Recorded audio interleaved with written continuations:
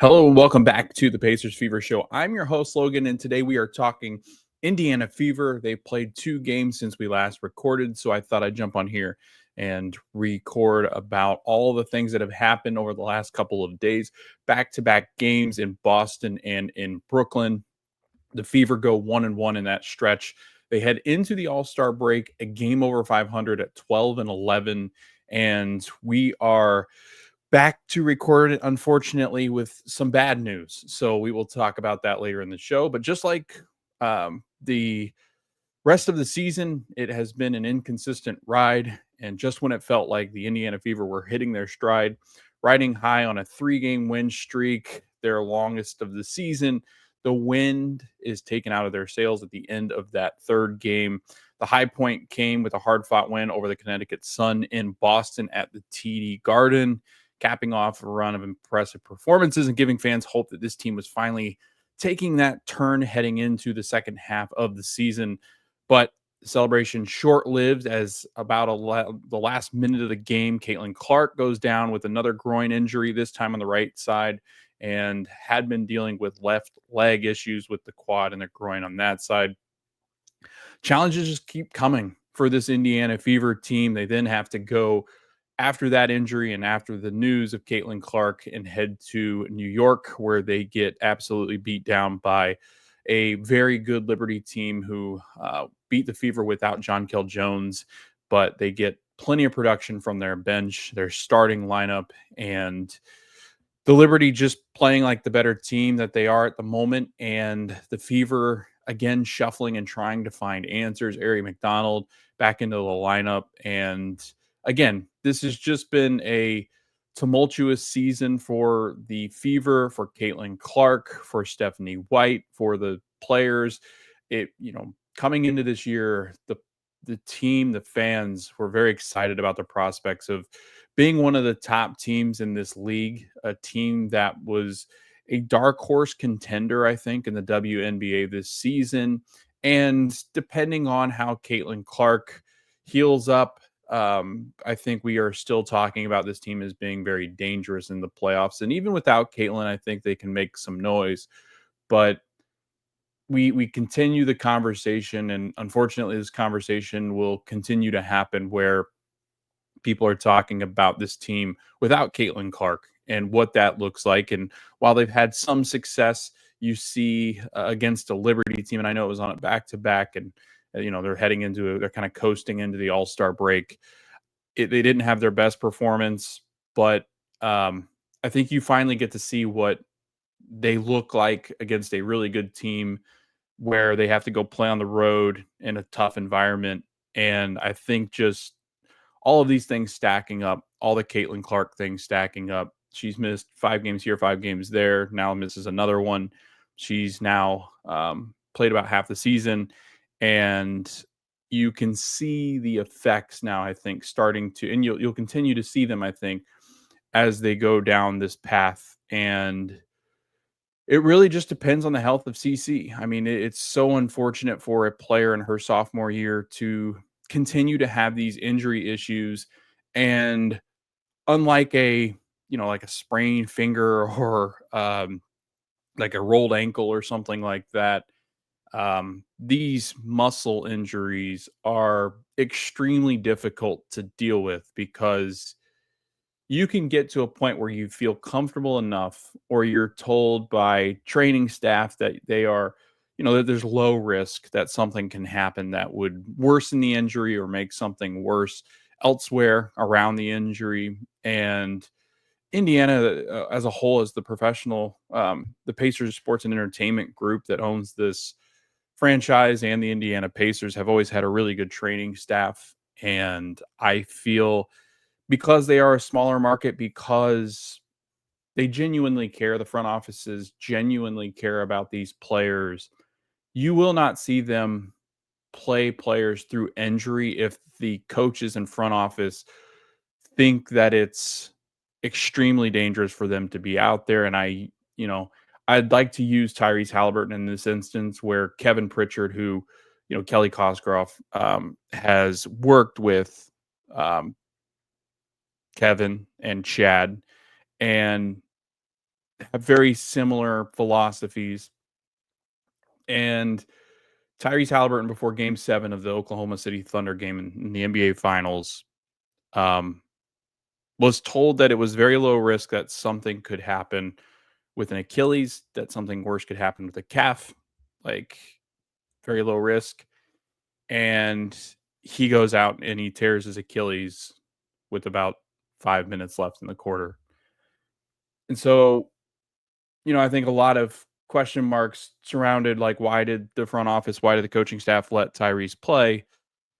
It was ultimately up to Tyrese, and it should be ultimately up to the players. This is their livelihood. This is this is why they do what they do. They train, they go through these different spells of challenges and overcome and triumph, and then they get to certain points. And I know this is just a regular season for Caitlin, but I mean, you train your whole life for this. You know your body, and the people that always question, like, why were they playing? I mean, for the most part, if you're a competitor and you feel at least 90% healthy, you're going to go out there, even 80%, 70%. Like, as long as you feel healthy enough to where you feel like you're not really going to injure yourself more, you're going to go out there and give it a try. And especially as the games go on and the stakes get higher, I think that you're more prone to get out there and try to help your team. And a lot of it's about not letting your team down and letting the fan base down. And when people don't, I mean, this is the sick part of, I think, the fan base, like not our fan base, but like just in general of sports fan bases. Um, there's this part of the fan base that will, and outsiders that will continue to question national media. I think this is a big problem with the national media too, is that when a player doesn't play, they tend to question their fortitude, their mental fortitude, their physical fortitude. Like, they just they put so much pressure on these players. And as social media has evolved and these players are on socials, and this is why a lot of them delete it. But even then, I mean, you got friends and family that'll send them things that they see online. And so, I mean, socials are great, right? I love social media. It's why we do what we do. Um, it's a sense of community. It's building around a fan base. You can find your people, but it is such a toxic place as well. And so much of it is questioning why people do things and trying to get people fired. And it's just, there's so much of it that's negative, even though there are some positive things that come out of it. And I feel that there are times where players will play through injury because of the pressure that they will feel from the outside, even though they might not admit it. And again, they're all human, but I always compare it to this, right? Imagine you go into your job and somebody is on a internal messaging place or somewhere where you can go see this and like what they're saying about you, and they're just posting just the nastiest things about your work ethic and like why why are you tired today? Shouldn't you get 8 hours of rest? And shouldn't you be sending out more emails or doing more things at your job? Or why are you always sitting at your desk? Like, imagine just constant, just getting berated from different angles of people that work with you or around you or watch you or observing you work. That would be like that would be what I would say to people, that just imagine if people were watching you do your job and were firing off tweets about you. Like, that's how I would say that you can feel some sort of empathy with the players, is if you put yourself in that situation where you're kind of role playing that too. But I just feel that there's so much pressure, and I'm not saying that Caitlin played and through injury or anything like that, but I do feel that there is this sense of like, if I don't play, I'm going to be letting a lot of people down, and I wish it wouldn't be that way, because oftentimes you see players get hurt even more when they're playing through those injuries. But unfortunate, Caitlin Clark down again. Um, she's just not been able to stay healthy this season, and there was a lot of discussion, discourse online about, and it has been this way for quite a few years. I would say, uh, post COVID, that this has been a conversation, and it is continuing to be a conversation. I used to coach at middle school JV level players, when I taught. And there is a big concern. We had one of the top sports performance coaches in the United States, and he now works at Oak Hill. For those that don't know what Oak Hill is the school that is the boarding school. I think it's a boarding school that is, I think, an all boys school, but it is what it's a school where, I mean, top players in the nation for basketball and other sports play.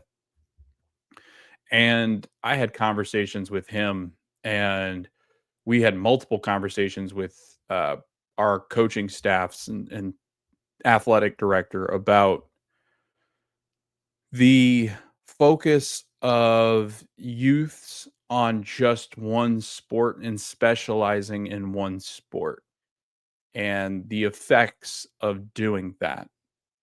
And growing up, I mean, I played competitive baseball and basketball, but we also, we we played football in the backyard. We played roller hockey, like roller hockey out in the backyard. We um, swam often. Like, obviously, we'd go out and just run around the backyard and stuff like that. Uh, but the reason why I bring that up is the fact that when you're playing other sports, I mean, the muscles I'm using in basketball, a lot of leg, a lot of lower body, um, upper body type of movements. And then baseball being more about your core, and then like those core muscles, the abs, the abdomen, like that, the quads and different things like that. That's what you're using in baseball. So when you would go from basketball to baseball, like I remember it specifically when I'd go from, I mean, you're talking about peak basketball because we were oftentimes in the state playoffs and we'd go pretty far in basketball, and it would run up into, so like the last week of state finals and stuff, that was preseason for baseball. So that would end, or I'd have a break and I'd go at least just try to play a game for the baseball team because I was on the varsity baseball team.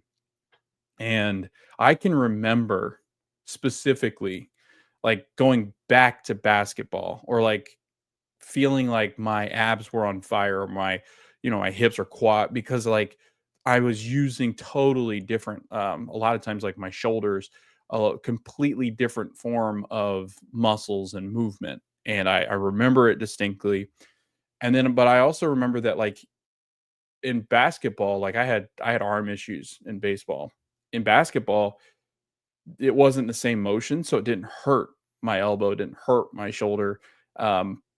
And all that to say, I just feel that today the youth is so focused on becoming elite in one sport. And if I focus all my attention on one sport, I give myself a 50% chance, or 50% more chance of becoming a professional athlete in that sport. And I increase my chances of becoming an MLB player and or NBA guy. I just feel that, or in this case, WNBA, I just feel that these specialized sports and playing them as much as they're playing them now. I mean, we used to play, and I mean, even generations below me, they'd play maybe one or two games on the weekend, if that. I remember I played AAU basketball and baseball. Oftentimes, you played 4 games in a weekend, sometimes five, depending. And there was just there were some breaks, like you typically didn't have double headers, but sometimes you did, especially in baseball. You had more double headers, obviously, because basketball is harder to play a double header against, because your body has to cool down. You have a lot of time where you're moving around, whereas in baseball, you're not moving around a ton, and cardio is not huge in baseball, whereas in basketball it is. Um, but nowadays, man, I talk to people. Some players are playing on two teams, or they're playing in multiple tournaments with different teams, and they're traveling across state lines to play 8 to 10 games. I mean, it just seems like there's so much that could go wrong in those instances of playing that many games. And then, there's been multiple people on X that are sports doctors, sports medicine, that are talking about the fact that the biggest thing that they are seeing with muscle, tendon, and that kind of stuff, it's definitely the amount of wear and tear that are being put on the body. And I just feel that the more that we continue down this path, the worse it's going to get. You see arm injuries way up in baseball. In basketball, you see a lot of Achilles issues, knee issues, players not playing as long as they used to. I mean, at this point, the shelf life of an NBA player is, I mean, if you get to 10 years, that's quite a career you've had. And there's bonuses, there's all sorts of things. There's payment that when they retire that they get if they hit the 10-year mark. Um, so again, there's this reward for lasting longer and longer, but these kids from the age of like, I mean, I'm talking like 9, 10 years old, all the way up till they're 24, 20, like they're playing the amount of games that like an NBA player would play. I mean, it's insane. It's crazy. They play year round. A lot of these, I mean, obviously basketball can play year round. So, and players are bypassing their high school sports, where high school sports does a nice job of at least giving you a break to kind of recover.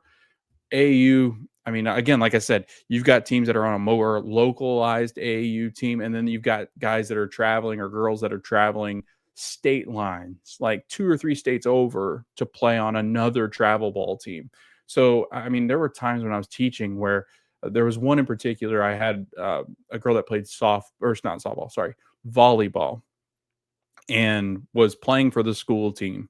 And she would also have these beach volleyball team practices and indoor volleyball at an elite level, AAU type travel team. So she was playing on 3 teams, and it was every day that she had something. And then on the day that she might have had a break, she was in the gym working out. So it's incredible what these kids are having to go through to be elite, and you see the strength and the speed of players. It's I mean, they're treating their bodies as if they're machines, and they're being treated as if they're machines, and they're just I mean, the human body can only take so much. It can only go so fast. It's not like your Achilles tendon is getting stronger. It's it is it reaches a maximum and then it blows. So it's muscles are such a difficult thing because the bigger they get, the more likely they are to strain. And again, I just everything is building up to an issue. And then not even talking about once they reach the pros, especially WNBA, the game stretch that they have to. So Caitlin Clark graduates college, plays in the NCAA tournament, gets bounced in the NCAA tournament in Iowa, and then turns right back around in a couple weeks, joins preseason camp with the Fever, and then launches right into the season. And then has a really extended break, jumps back into a preseason. So when her body's been functioning at a very high level for like a year and a half, almost 2 years, she takes a long break because her body needs it and then jumps back in. The body's going, whoa, what was that? Like, why did we reset so hard?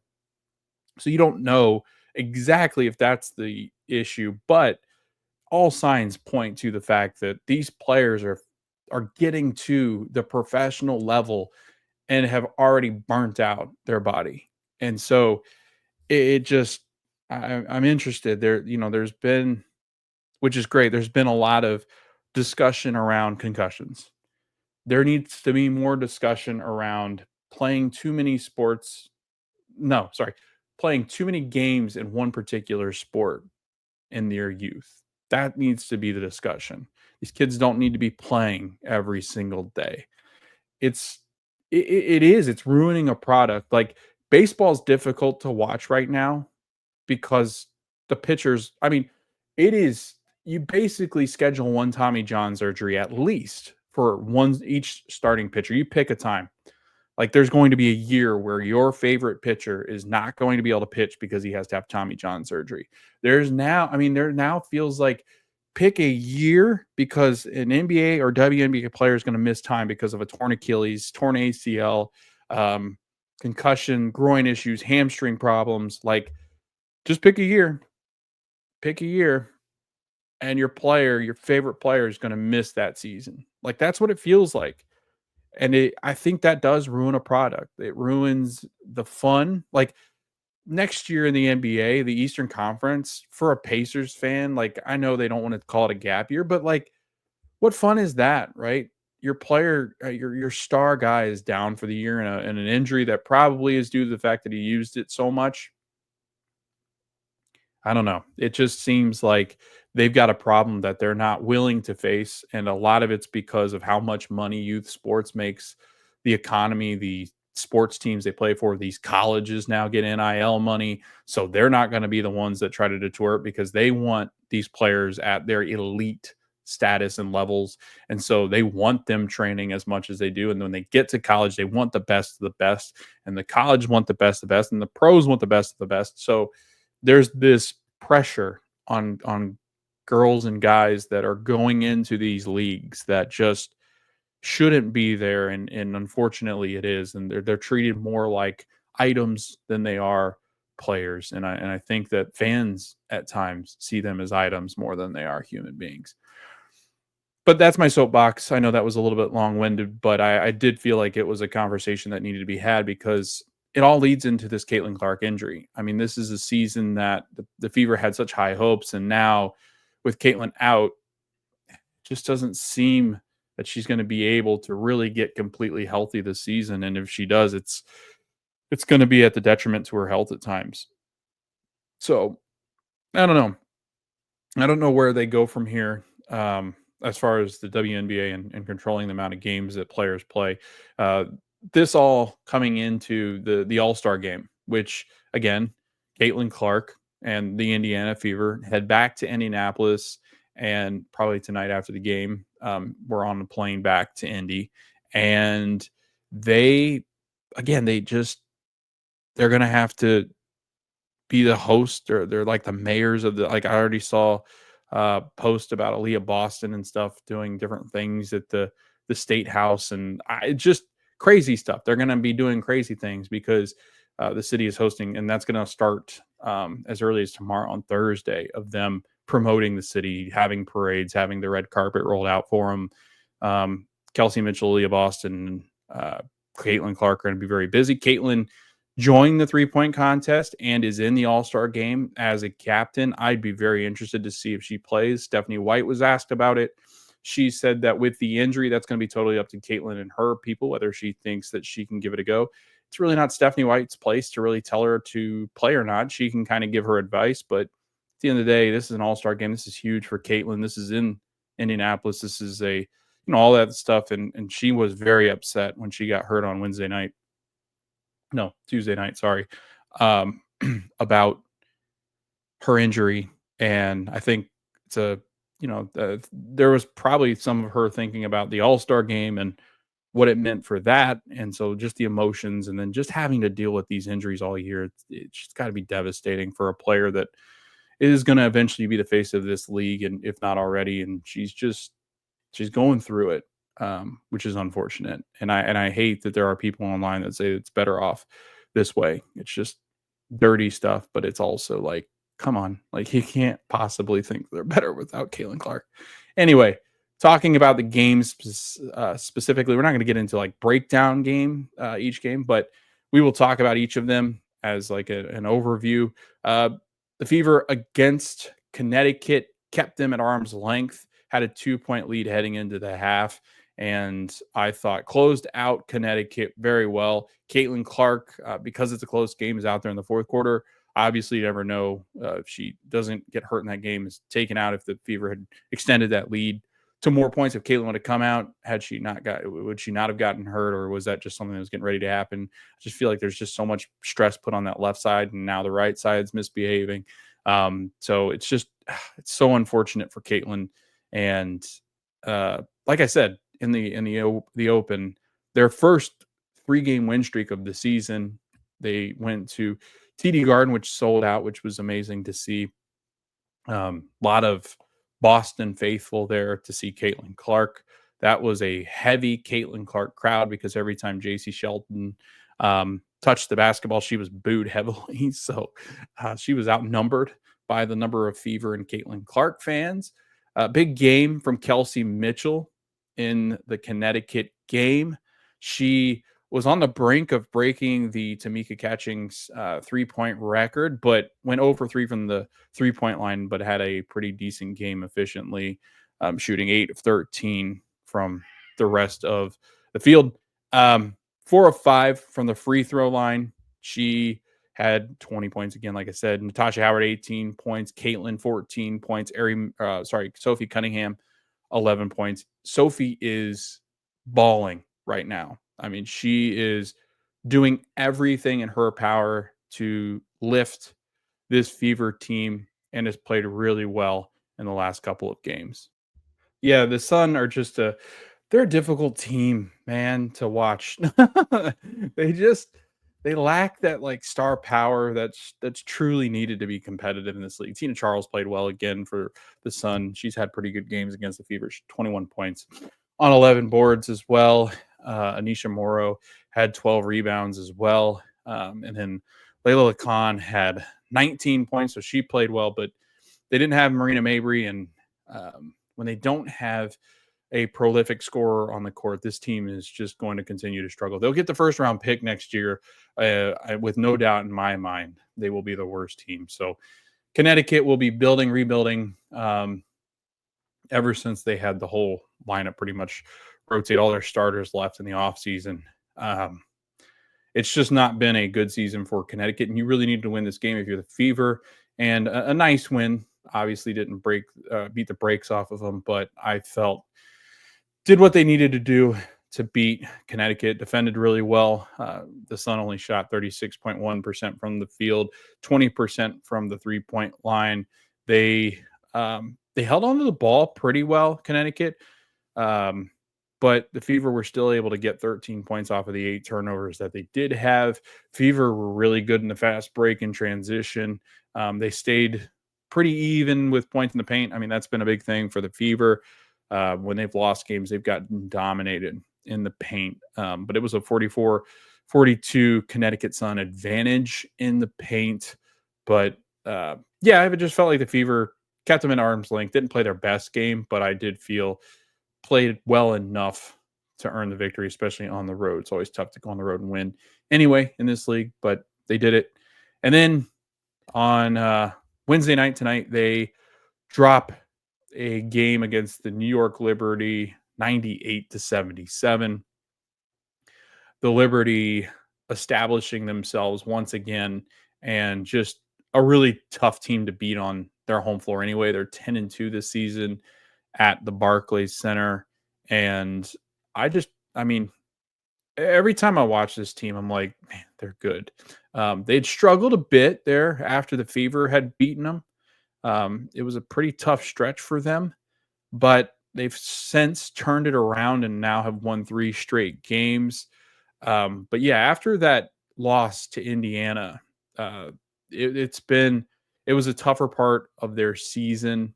And I just think that not having John Kell Jones has been part of that issue. I think that they, when you become this good in the league, you're going to have you're going to have bumps in the road, and it's not going to be as easy. And teams are targeting you, and they've just not played good basketball. The Mercury have handled them really well in this stretch. The Seattle Storm as well beat them twice. So Phoenix and Seattle both get 2 wins against them in their stretch where they really struggled. But the last 3 games, the Liberty have won against the Vegas Aces, Atlanta Dream, and Indiana Fever. They had a 5-game homestand, and they win 4 of 1 in that homestand. So the Liberty starting to look like the Liberty of old. They got a great game from Brianna Stewart. Stewie had 24 points on 11 boards, 7 assists, 4 blocks, 1 steal. She was an absolute menace tonight. Natasha Cloud, really good, plus minus of 28, 14 points, had 5 rebounds, 3 assists. She had been dealing with some injury issues. Ionescu, 15 points, not one of her better nights, but she did have 9 assists. Maureen Joannis had 12 points. Isabel Harrison had 9 points off the bench. Kennedy Burke, 6 points off the bench. Rebecca Gardner, 6 points off the bench. So they've got 33 points, looks like. Yeah, 33 points off of their bench scoring tonight, which was huge. Their depth has always been a big thing for them. But they've got a 34-point bench night, and the Fever had a 24. So get outscored by 10 there. That was a big problem. And then again, Aaliyah has these games every once in a while where she's just not a factor, and it really is. I mean, there's a lot going into the fact that like Caitlin Clark is really good at feeding Aaliyah Boston, and she just didn't have it tonight. She was 1 of 8 from the field, but um, 7 points, and Aaliyah gets more touches and just gets into better positions, I think, with Caitlin. And they have to deal with her off a pick and roll, which is very difficult. And they have to decide like how they're going to attack that when Caitlin's out there, where Ari McDonald's not really the one that's going to take you and just absolutely annihilate you like Caitlin can off the dribble. Whether she can pull up and hit a three off the dribble, that's not really Ari McDonald's thing. But again, I just feel that there is a difference between obviously Ari McDonald playing the point and Caitlin. Ari had a decent night, 5 assists, 10 points. Kelsey Mitchell, 16 points. She does pass Tamika Catching as the all-time franchise leader in 3-point baskets made, which is incredible at the stage of her career. She's just been a highlight this season. I'm really glad that she made the All-Star team because I think she's very deserving.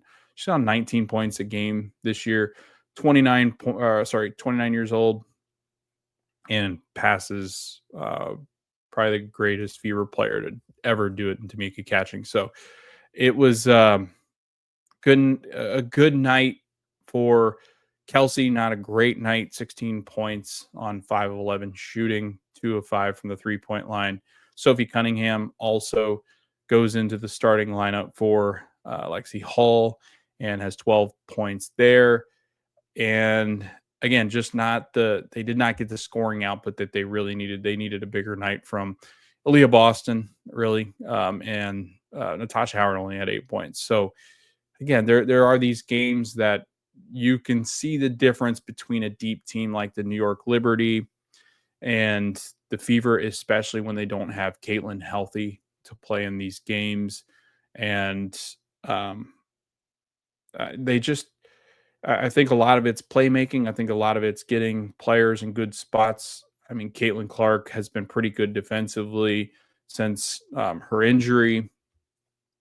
And that all is now up in question about her availability and how much she'll play this season. And we're at the halfway point, and we're gonna do another episode on Sunday. I'm gonna record after the All-Star game and All-Star weekend. We'll record on Sunday, talk about it, but then we'll also talk about at the halfway point, just my overall thoughts on the season so far. But I'll start here and saying I'll start that conversation now and saying the fact that it's just been so difficult, and I know I keep bringing this up on each of the episodes, but it's been so difficult to find any kind of consistency with the lineups and the rotations constantly in flux because they just don't have Caitlin healthy, or they've not had Sophie healthy at times. Tawana Bonner leaving. It's been a weird season. It's been a kind of a chaotic season. I think the All-Star break will do some of the players good, but again, you have your big three playing in the All-Star game, part of the All-Star festivities. I'm sure that the Fever faithful and the Fever players will be there to root on their Fever teammates. So they won't get much of a break. They got to go head out to New York again on Tuesday. So they'll probably leave Monday, I'd imagine, for New York again. And so it's not going to be like it's a nice break for them. Like all the role players at least will get off their feet and can heal up anything that they're dealing with. But at the end of the day, it's just I don't know. It's just been like one thing after the next after the next, and a lot of it's been with Caitlin Clark and her injuries. And just when she's been healthy, it's been hard for her to find any kind of rhythm. She's struggled from the field. She struggled to really integrate into the offense, and then as she starts to integrate in the offense, she deals with another injury. So it's just not been their year. And I mean, if you're a Fever fan or you're a Fever player, you can take some positivity in the fact that they are still a team that is in a playoff spot. They are 12-11, and they currently sit behind the Atlanta Dream in the sixth spot. And I think it's pretty close to where they can stay, depending on what happens with Caitlin. But the teams above them, I mean, they're going to start to create some space. I think the teams above them will, and so the Fever are going to have to try to keep par without Caitlin, and then hope that these injuries just stop at some point. I mean, these are like week or 2 week long injuries that keep happening, and you're never quite right. I don't think until she can really just shut down. But even then, you have concerns, like I said, about shutting down too much and then trying to ramp back up. So it's tricky. I mean, these muscle issues have always been tricky, and it will continue to be something that we'll monitor all season. Heading into the All-Star game, I don't really know what her plans will be. Um, I think she'll play. I do. I don't know if she'll play a lot, but um, I just feel like being in Indianapolis,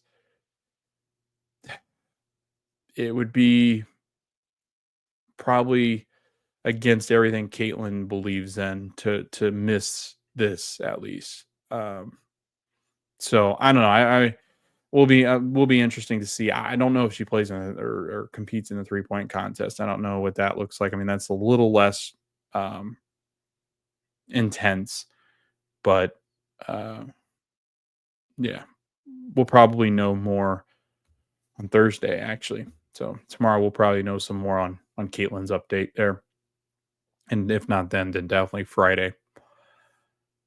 Looking at the All-Star game again, All-Star rosters, Caitlin Clark, Team Clark, Aaliyah Boston, Serena Ionescu, Asia Wilson, Satu Sabali, which we've got some news there. Satu Sabali will not play in the All-Star game. That was released. When was that? That was a couple days ago, I think it was. I think it was Satu, wasn't it? I'm looking up because I can't remember. Yeah, Mercury star Satu Sabali will miss the game. Been dealing with a lot of things, injuries, of course. We'll keep her out. Um, I want to say that they haven't announced. Did they announce Satu's replacement? Jackie Young also dealing with injury issues. I know that they announced. So they did. They did announce that Kayla McBride would be replacing Ryan Howard. So there's a lot of injuries around WNBA right now, but I don't think they've announced if there would be two replacements for Caitlin's players plus Caitlin. I mean, again, these injuries are riddling the All-Star weekend, which is unfortunate for the league. That's when you want to showcase the top talent. But yeah, it looks like there are going to be quite a few replacements. 3-point contest, that will be Friday evening. And the skills challenge on Friday evening starts at 8 p.m., I believe. Over on ESPN, Sonia Citron, Caitlin Clark, Alicia Gray, Sabrina Ionescu, and Kelsey Plum in the 3-point contest. Another thing that came out, the AT&T 4-point shot will be part of the All-Star game. 4 circles to each end of the court will be placed above the current 3-point line at a distance of 28 feet, approximately 6 feet further than the current 3-point line. Each 4-foot circle shall be designated ATT 4-point shot. Any shot made by a player who has contact within that 4-point area upon attempting the shot will be credited as 4 points. There's a 20-second shot clock. The shot clock will reset to 14 on an offensive rebound. Live play substitutions. Teams will be permitted to implement hockey-like player substitutions while the ball is in play, provided certain conditions are met, only the offensive team may make live play substitutions, and only one player substitution is permitted per possession. One player can exit the court and another can enter onto the court only while their team has possession of the ball in the back court. That's fun. So that's very hockey-esque.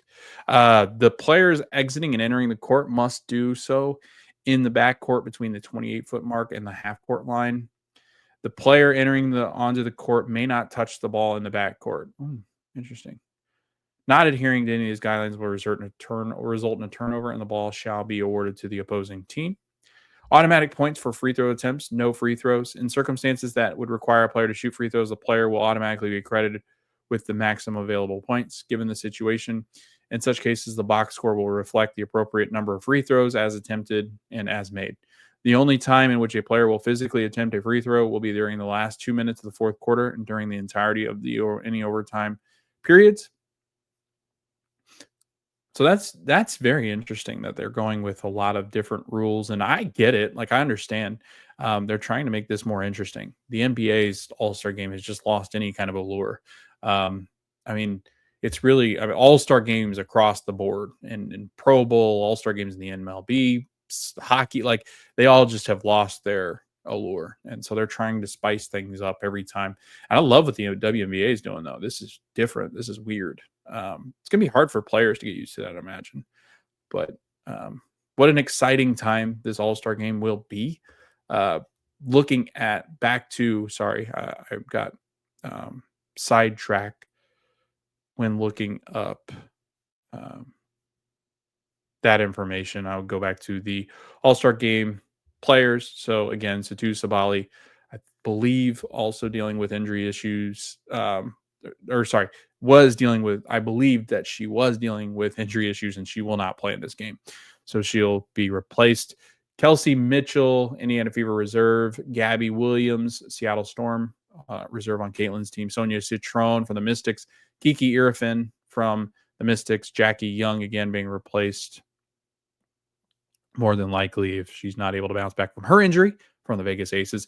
Kayla Thornton from the Golden State Valkyries. And then Team Collier, Nafisa Collier, obviously from the Minnesota Lynx. Brianna Stewart from the New York Liberty. Alicia Gray from the Atlanta Dream. Nika Ogwumike from the Seattle Storm. Paige Beckers from the Dallas Wings. Courtney Williams from the Minnesota Lynx. Skylar Diggins from the Seattle Storm. Angel Reese from Chicago Sky. Alyssa Thomas from the Phoenix Mercury. Kelsey Plum from the Los Angeles Sparks. And then Ryan Howard, like I said, is being replaced by Kayla McBride.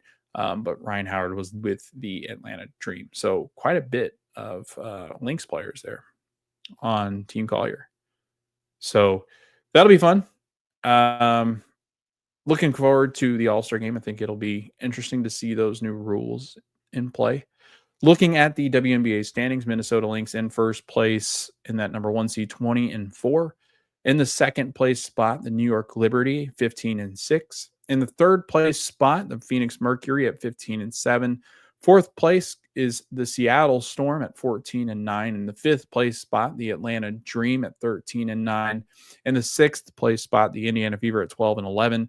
In the seventh place spot, the Washington Mystics at 11-11. The Las Vegas Aces at 11-11. In the 8th spot, like I said, and Golden State Valkyries outside of the playoff spots now at the 9th spot at 10-12. They've not been as good lately, lost 3 in a row. In the 10th spot, the Los Angeles Sparks at 8-14. 11th spot, the Chicago Sky at 7-15.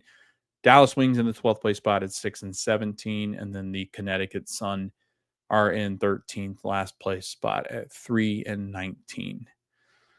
Looking ahead, the Indiana Fever will play a game on Tuesday, July 22nd against the New York Liberty on ESPN at 8 p.m.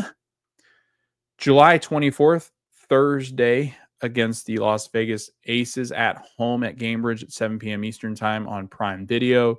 Sunday, July 27th at the Chicago Sky, 3 p.m. Eastern Time on ABC. And then Wednesday, July 30th is the last game of the of July. And it is against the Mercury, against Dewana Bonner, coming back to Gamebridge Fieldhouse, 7 p.m. Eastern Time, ESPN 3 and Mercury Plus. I think that's the Mercury's streaming service. And then the All-Star game. will be on Saturday night. WNBA All-Star game. I forgot to pull this up. I think it's at 8:30. Oops. Um, you have the skills comp and things like that on Friday night at 8 p.m. 8:30 p.m. Eastern time is the WNBA All-Star game. Um, so I'm looking forward to watching that. We'll be live tweeting it, talking about the WNBA All-Star game. But again, that's at 8:30 p.m. I'm trying to find, I cannot find the streaming. I think it's on ESPN from what I remember.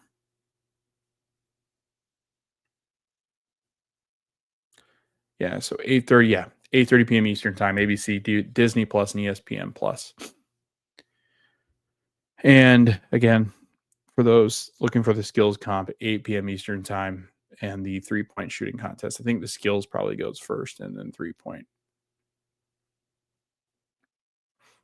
That'll wrap it up. So again, a really tough way to end this first half of the season.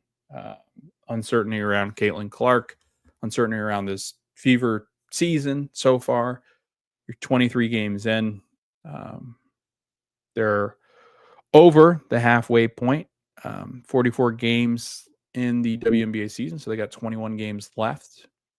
I think that they are a playoff team, no matter if they have Caitlin or not, but they are not a title contender, I do not believe, without Caitlin. So, and they could prove me wrong, but I just feel like there's so much missing with the playmaking ability, the shot making ability when she's on. Just the dynamic that she just changes the game so much when she's in there. So it's going to be really tough for this Fever team going forward if they can't get Caitlin healthy. But that'll do it for tonight. Thank you for listening. Thanks for watching. We are the Pacers Fever Show. You can find us over on YouTube. Subscribe, like, comment. It helps people find us. You can rate and give us 5 stars over on Spotify and Apple Podcasts. Man, that was almost a tongue twister there. Anywhere you can find your audio versions of the podcast, we should be there. Socials at the Pacers Fever Show. I am mostly on X. I don't do much Instagram. We need to get into TikTok. I've just not started that up yet, but I think second half of the season when we'll start that up. So looking forward to that. We also cover the Indiana Pacers. They're in the summer league right now, and they will be playing their into their summer league stint here coming up later on this week. So that'll end. So we'll record some more Pacers things. If you're looking to join as a guest, just shoot me a message. I love to have people on to discuss Fever or Pacers. And we really appreciate all the support so far, all the interactions and people that have followed along. Again, it's a lot of fun building this community or continuing to build into a different part of this community because this community already existed. But I think it's a nice community to try to get into just because of how passionate Fever and Pacers fans are. So again, we really appreciate the support. Thanks for listening. Thanks for watching. We will see you next time where we will be talking the All-Star game, our thoughts on the first half, more thoughts on it, and then looking ahead to the second half of the Indiana Fever season.